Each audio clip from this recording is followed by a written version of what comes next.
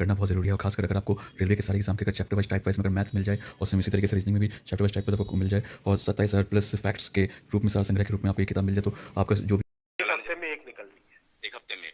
दूसरा सवाल ये है कि जब हम रोजगार की बात करते हैं तो रेलवे को लेकर लोगों की उम्मीद रहती है कि रोजगार आएंगे, और जब पिछला जनरल इलेक्शन था उससे पहले एक तरीके से अभी 1,54,000 लोगों का रोजगार कंप्लीट हुआ है। 1,54,000 लोगों का 1.5 लाख लोगों का रोजगार अभी कंप्लीट हुआ है। एम्प्लॉयमेंट ऑर्डर्स मिल गए, लोगों का रजिस्ट्रेशन हो गया, आगे जॉब में अब उनके ट्रेनिंग के लिए लोग जाने लगे। जैसे ही प्रोसेस कंप्लीट हुआ, नेक्स्ट प्रोसेस चालू हुआ। बहुत लंबे समय से सबकी डिमांड थी कि इसको एनुअल बनाया जाए। एनुअल इसलिए बनाया जाए, अगर 4-4, 5-5 साल के गैप में आता है तो कई लोगों की एज निकल जाती है उसमें से, राइट। इसीलिए अब एनुअल सिस्टम की तरफ मूव कर रहे हैं।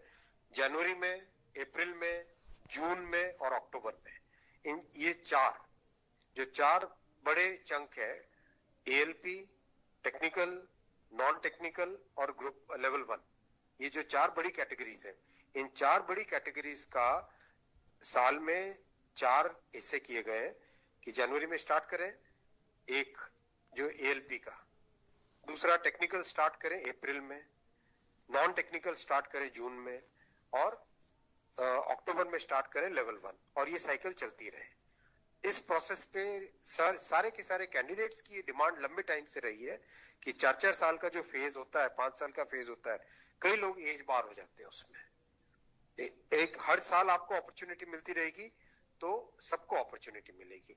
इस थिंकिंग के साथ आगे बढ़े, और इसी थिंकिंग और इसमें भी जितनी रिक्वायरमेंट थी उससे ज्यादा अभी नोटिफाई किया है। 1 साल के हिसाब से जो रिक्वायरमेंट है, 1 साल के हिसाब से अगर जैसे लोको पायलट का मैटर है, कितने लोग रिटायर होते हैं उससे ज्यादा लिए हैं, राइट। टेक्नीशियन का है तो टेक्नीशियन का जो अप्रैल के आसपास, अप्रैल से पहले निकल आएगा, क्योंकि हम लोग वो मॉडल कोड ऑफ कंडक्ट को भी अवॉइड करना चाहते थे, वरना नॉर्मल प्रोसेस में अप्रैल में निकलता टेक्नीशियन का, पर मॉडल कोड ऑफ कोड को अवॉइड करने के लिए पहले निकाला है।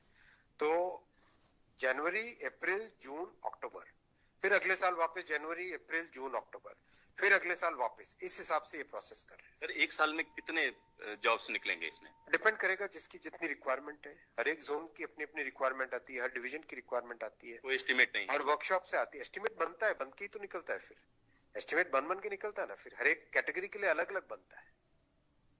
अभी 1.5 लाख लोगों को जॉब दिया। आप सोचो उस एग्जाम की कॉम्प्लेक्सिटी, 500 से ज्यादा शहर, कितनी शिफ्टें, 1000 से ज्यादा शिफ्टें, 15 लैंग्वेजेस, 1-1 करोड़ लोग एप्लीकेशन। कहीं पे कोई कंप्लेंट आई? 0 कंप्लेंट। कहीं पे कोई paper leak? 0 paper leak. Complete हुआ ना एकदम ट्रांसपेरेंटली। पार्लियामेंट में हमारी ऑपोजिशन के लोग, कांग्रेस के एक एमपी बोले कि आश्चर्यचकित है कि इतना बड़ा एग्जाम कैसे बिना कोई पेपर लीक के हो गया। तो एक उस चीज को भी तो देखो। Thank you sir.